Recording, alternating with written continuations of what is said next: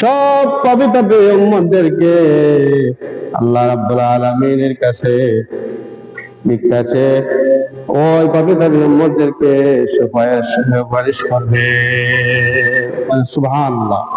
এজন্য আল্লাহ রাসূল সাল্লাল্লাহু আলাইহি ওয়াসাল্লাম বলেন, উযকুরু হাদিমাল লাযাতি আইল মাউত, উযকুরু হাদিমাল লাযাতি আইল মাউত।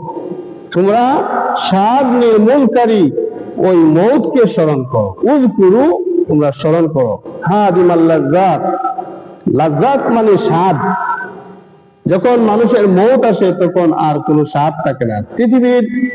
সারা পৃথিবীর পরিমাণ সৌন্দর্য এবং সম্পদ যদি ওই মানুষটাকে দেওয়া হয়, তারপরেও বলবে আমার আর কোনো স্বাদ নাই, আমার আর কোনো টাকা পয়সার প্রয়োজন নাই। যত সময় পৃথিবীতে আসি তত সময় পর্যন্ত শুধু আমাদের টাকা টাকা টাকা, তত সময় পর্যন্ত আমাদের সুন্দর, আমাদের ভোগ বিলাস সব কিছু আছে, কিন্তু যখন মৌত এসে যাবে তখন আর কোনো স্বাদ থাকবে না, কোনো আহ্লাদ থাকবে না।